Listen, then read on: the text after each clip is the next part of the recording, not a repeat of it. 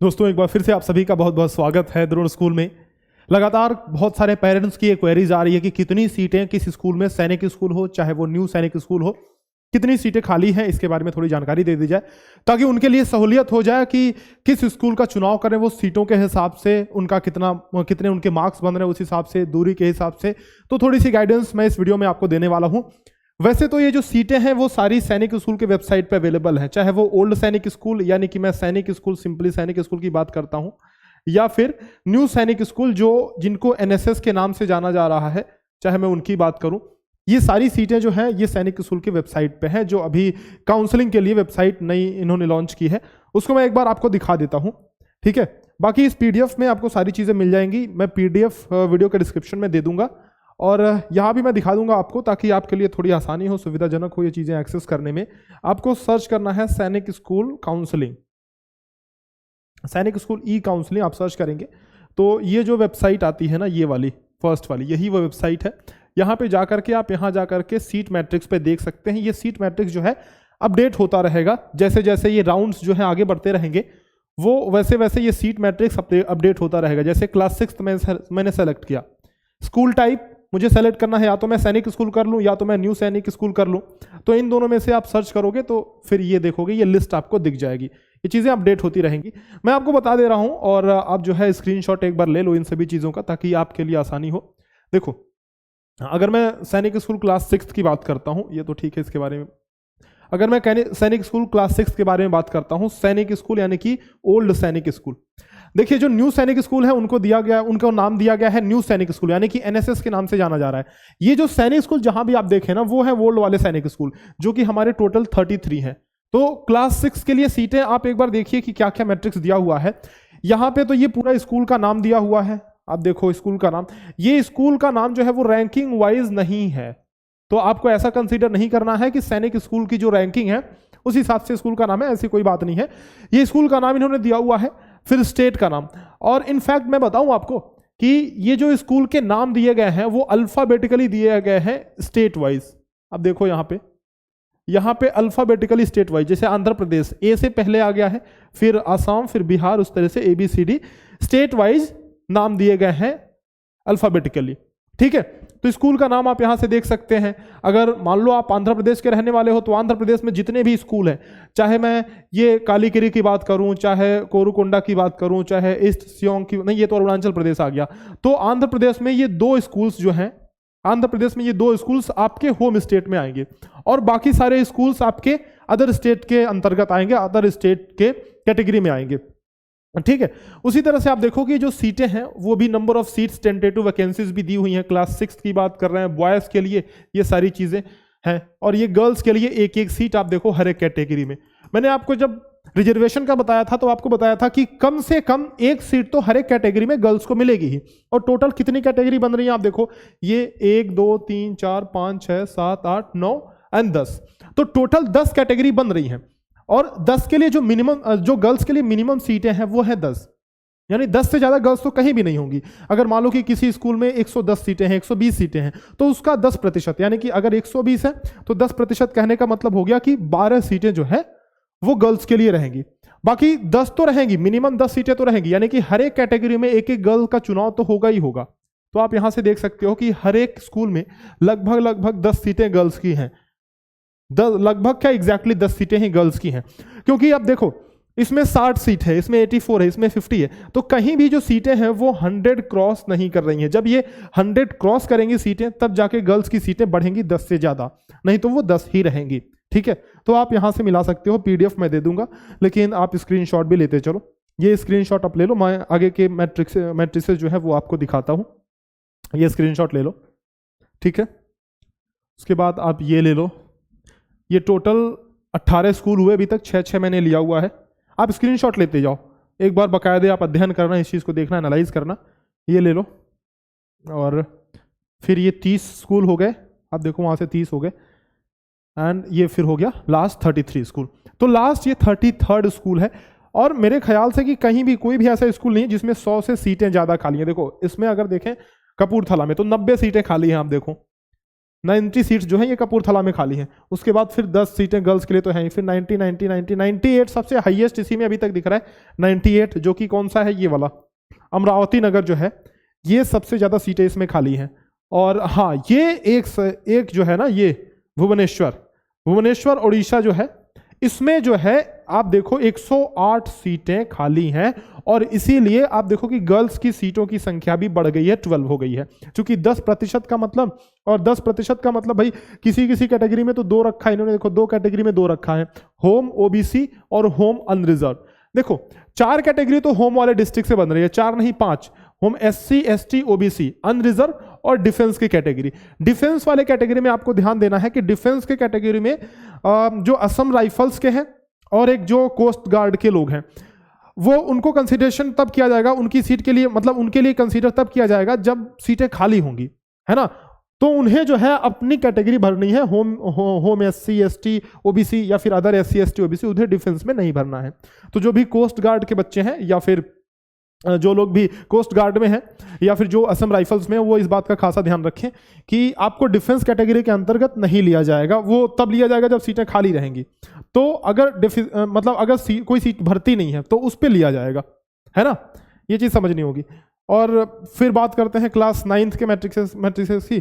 तो आप देखो क्लास 9th में गर्ल्स के लिए तो है नहीं, ये केवल बॉयज़ के लिए है। तो इसी तरह से आप इसका भी स्क्रीनशॉट ले सकते हैं, इसका स्क्रीनशॉट आप ले लो। और बाकी ये जो है 23rd तक हो गया, इसका भी स्क्रीनशॉट ले लो आप एक बार।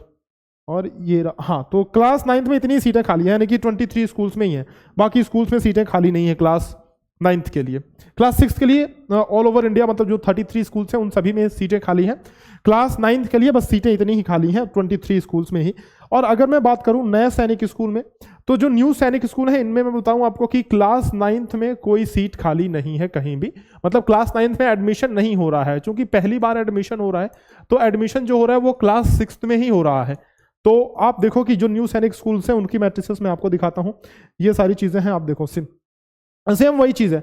देखो लेकिन इसमें 2 चीजें हैं ना, कि एक 40% रूट से कोई बंदा आ रहा है, कोई बंदा 60% रूट से आ रहा है। इसमें डोमिसाइल का और कैटेगरी का कोई रिजर्वेशन नहीं है। जैसे आप कैटेगरी का रिजर्वेशन उसमें देख रहे थे, एससी का, एसटी का, ओबीसी का, जनरल के लिए खैर कोई रिजर्वेशन ही नहीं है, लेकिन डिफेंस का, है ना। और जनरल जो सीटें होती है वो अनरिजर्व होती है, मतलब उनमें कोई भी पार्टिसिपेट कर सकता है। जैसे कोई अगर एससी वाला बच्चा इतना होशियार है कि वो जनरल के साथ बच्चों के साथ कॉम्पीट कर रहा है, उसके मार्क्स इतने अच्छे आ रहे हैं कि वो जनरल कैटेगरी में जा रहा है, तो एसटी या फिर एससी जिसका भी बच्चा है वो उसकी सीट नहीं खाएगा। वो एससी और एसटी के थ्रू नहीं जा रहा है, वो जनरल के थ्रू जा रहा है। जैसे अगर 30 सीटें मान लो आप रिजर्व हैं एससी के लिए, ठीक है, और एक बच्चा बहुत ही अच्छा परफॉर्मेंस दे दिया, वो चला गया जनरल में, तो 30 अभी भी हैं। ऐसा नहीं है कि वो एससी का बच्चा है तो फिर एक भर गया सीट, है ना, ऐसा नहीं होता है। मतलब जो जनरल का होता है वो जनरल वो अनरिजर्व होता है, वो किसी के रिजर्व नहीं होता है, ठीक है। तो बाकी इसमें देखो, इसमें किस किस तरीके से है, ये 40% रूट, 40% रूट अनरिजर्व, फिर एससी एसटी, ये सीटें इस तरीके से खाली तो दिखा रहे हैं, लेकिन आप देखो यहाँ पे जो रूट, ये सीटें इस तरीके से आप देखो जहां जहां भी जो भी सीटें खाली हैं वो यहाँ पे दिखाई जा रही हैं। लेकिन जो प्रोस्पेक्टस में दिया हुआ है ये तो इस तरीके से दिखा रहे हैं, हर जगह 0 0 0 0, ये जहां भी ये 40% रूट से अवेलेबल नहीं है वो 0 0 सीटें दिखा रहे हैं। लेकिन प्रोस्पेक्टस में इस तरीके से दिया हुआ है कि जो भी सीटें हैं या तो कैटेगरी वाइज या तो डोमिसाइल वाइज, इसमें जो है रिजर्व नहीं है। लेकिन यहाँ जिस तरीके से मैट्रिसेस यहाँ पे दिखा रहे हैं उस हिसाब से तो पता चल रहा है कि भाई एसटी के लिए 60% रूट से ये है ये सीटें, और अगर देखा जाए तो ये अनरिजर्व के लिए है। ये total count, 1 minute, just give me minute, total count ठीक है 0 0 0 50, यहाँ 78, 40%। इस डेटा को मैं एक बार देखता हूँ, एक बार यहाँ पे चेक कर लेते हैं इस डेटा को। मुझे इस डेटा में कुछ गड़बड़ी लग रही है, 1 मिनट रुकिएगा। इस डेटा को एक बार हम लोग चेक करते हैं यहाँ पे क्लास 6 के लिए और न्यू सैनिक स्कूल। देखिए यहाँ से देखते हैं, यहीं से देख लेते हैं शायद उसमें, हाँ नहीं डेटा में कोई गड़बड़ी तो नहीं है, लेकिन 0 0 0 टोटल काउंट उसमें पहले आ गया है ना। उसको मैं पीडीएफ को सुधार दूंगा एक बार, तो फिर आप लोग उसको एक्सेस कर सकते हैं। वैसे यहाँ से मैं आपको समझा देता हूँ, ये देखो आप यहाँ पे जो है आप देख सकते हो कि जो अनरिजर्व्ड कैटेगरी में है ये ओबीसी के लिए देखो है ही नहीं, ये ओबीसी के लिए नहीं है, एसटी के लिए नहीं है, और एससी एसटी ओबीसी किसी के लिए भी नहीं है, अनरिजर्व के लिए ही हैं सारी सीटें। अब यहां से क्लियर हो रहा है मामला, है ना। ये देखो अनरिजर्व के लिए सारे हैं, बाकी सभी में 0-0 हैं। वही उस पीडीएफ में थोड़ी गड़बड़ी थी, बाकी सभी में 0-0 है। अनरिजर्व के लिए जो कुछ भी है वो अनरिजर्व। ये भी अनरिजर्व कैटेगरी, 40% रूट वाला भी है ये, और ये 60% रूट वाला भी कैटेगरी, ये भी अनरिजर्व है। तो आप देख लो इस तरीके से यहाँ पे वो डेटा दिया हुआ है।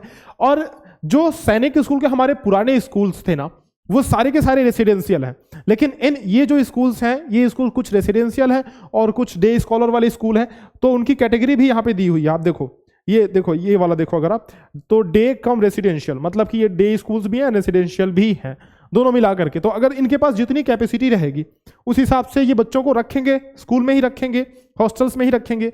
और अगर कैपेसिटी नहीं होती है, बच्चों को रखने की कैपेसिटी नहीं होती है, तो उनको वो डे स्कॉलर के रूप में ट्रीट करेंगे। तो ऐसा कुछ सीन है यहाँ पे। तो ये दोनों तरह के स्कूल्स हैं यहाँ पे। जो फुली रेसिडेंशियल है उनके बारे में भी दिया हुआ है। एक चीज बड़े गार्जियन कंफ्यूज रहते हैं कि भाई मैं ये डे स्कॉलर वाले स्कूल्स का चुनाव करूं तो कि ना करूं। देखिए, चुनाव तो आप कीजिए, चुनाव तो आपको सभी स्कूल्स का करना है, थोड़ा डिस्टेंस का ख्याल रखना है। चुनाव तो आपको सभी स्कूल्स का करना है, लेकिन जो प्रायोरिटी है ना, जो डे स्कूल्स हैं उनको सबसे आप नीचे डालिए प्रायोरिटी। जो हॉस्टल लाइफ है वो बढ़िया है सैनिक स्कूल में, है ना, उसका तो कोई तोड़ नहीं है, उसका तो कोई जवाब नहीं है। जो पुराने सैनिक स्कूल्स हैं दे आर द बेस्ट। मतलब अगर आपको प्रायोरिटी ऑर्डर देनी है तो सबसे पहले सैनिक स्कूल्स को दीजिए, जो पुराने वाले सैनिक स्कूल्स हैं, रैंकिंग वाइज। एक बार आप चेक करेंगे, गूगल पे सर्च करेंगे कि रैंकिंग्स ये सैनिक स्कूल की, तो सैनिक स्कूल की रैंकिंग आपको दिख जाएगी। वहां पे आप सबसे पहले जो रैंकिंग है उसको सबसे प्रायोरिटी पे दीजिए ना। क्या दिक्कत है, राउंड्स तो आगे होने ही वाले हैं, जिस राउंड में भी आपको मिल जाए तो ठीक है। फिर बस एक चीज है कि आप अपने थोड़ा डिस्टेंस का ख्याल रखिएगा, क्योंकि अगर आप उत्तर प्रदेश में, हो सकता है कि आप अपने बच्चे को मेघालय वाले में स्कूल में नहीं भेजना चाहते हो, तो भले वो स्कूल टॉप रैंकिंग पे हो, लेकिन आप उसको जो है प्रायोरिटी ऑर्डर में मत रखिएगा, नीचे रखिएगा एकदम, ठीक है। तो वो चीजें हैं। बाकी आप यहां से देख सकते हो, इसका स्क्रीनशॉट भी आप ले सकते हो। कहाँ जाओगे आप खोलने इसको, लेकिन आप लिंक मैं डिस्क्रिप्शन में दे दूंगा, आप खोल सकते हो यहाँ से, ठीक है। जिस भी स्कूल का आप चाहते हैं उस स्कूल का आप देख सकते हैं इधर से, ठीक। अब देखो ये सारे अनरिजर्व सीटें ही हैं, सभी सीटें जो है वो अनरिजर्व ही हैं। बाकी हम डेली आपको सैनिक स्कूल से रिलेटेड अपडेट दे रहे हैं। जैसे जैसे ये काउंसलिंग आगे बढ़ रही है, जैसे जैसे अपडेट्स हमें मिलते जा रहे हैं, हम आपको सारी जानकारी देते जा रहे हैं। अगर आप नवोदय विद्यालय के लिए, आपका बच्चा, मतलब अगर आप पेरेंट्स हैं, आपका बच्चा अगर नवोदय विद्यालय के लिए या फिर सैनिक स्कूल के लिए तैयारी कर रहा है, तो द्रोण स्कूल का ऐप डाउनलोड कीजिए। हम लोग लगातार 5 सालों से इसी फील्ड में हैं, सैनिक स्कूल और नवोदय विद्यालय की तैयारी करा रहे हैं। अगले साल 2024 की सैनिक स्कूल की तैयारी के लिए हमारा ये बैच है 2024 के लिए सैनिक अल्फा बैच। तो इसमें एनरोल करके आप अपने बच्चे की बहुत ही बेहतरीन तैयारी करवा सकते हैं सैनिक स्कूल्स के लिए, एडमिशन्स के लिए। और नवोदय अल्फा बैच है हमारा नवोदय विद्यालय में एडमिशन्स के लिए। तो सारी चीजें हैं। ये नवोदय अल्फा बैच है 2024 के लिए, ये अर्जुन बैच है 2023 नवोदय विद्यालय की तैयारी के लिए, जो कि 29 अप्रैल को पेपर होने वाला है। और आप सभी जो सैनिक स्कूल की तैयारी करते हैं, आप सभी को नवोदय का एग्जाम तो देना ही चाहिए, क्योंकि सैनिक स्कूल के बच्चों के लिए नवोदय का एग्जाम आसान होता है, बहुत ही आसान होता है। उसमें कुछ खास ऐसा होता नहीं है कि जो सैनिक स्कूल के विद्यार्थी कर लें और नवोदय वाले ना, मतलब जो नवोदय के कर लें और सैनिक वाले ना कर पाए, ऐसा कुछ भी नहीं होता है। तो इसीलिए इस एग्जाम को जरूर दें। अच्छा स्कूल है, नवोदय और सैनिक दोनों ही टॉप मोस्ट स्कूल हैं ऑल ओवर द इंडिया। आप कहीं भी किसी भी स्कूल से कंपेयर करें, इनका कोई भी तोड़ नहीं है, ठीक है। तो आप जरूर से इनकी तैयारी करें। और बाकी सारे पूरे इंडिया में सबसे किफायती और सबसे क्वालिटी वाइज सबसे बेस्ट कोर्स ये है। आप डेमो भी देख सकते हैं, सारी चीज़ें। ज़्यादा जानकारी के लिए आप हमें कॉल कर सकते हैं 6260388361 पे। तो ये हमारा नंबर है। उम्मीद करता हूं कि वीडियो पसंद आई होगी। कोई भी डाउट आपका आता है सैनिक स्कूल के एडमिशन से रिलेटेड, काउंसलिंग से रिलेटेड, तो हमें कमेंट सेक्शन में जरूर से लिखें ताकि हम आपकी मदद कर पाएं। बाकी ऐसे ही वीडियो के लिए इस चैनल को सब्सक्राइब कीजिए। मिलते हैं आपसे नेक्स्ट वीडियो में, तब तक के लिए अलविदा, धन्यवाद।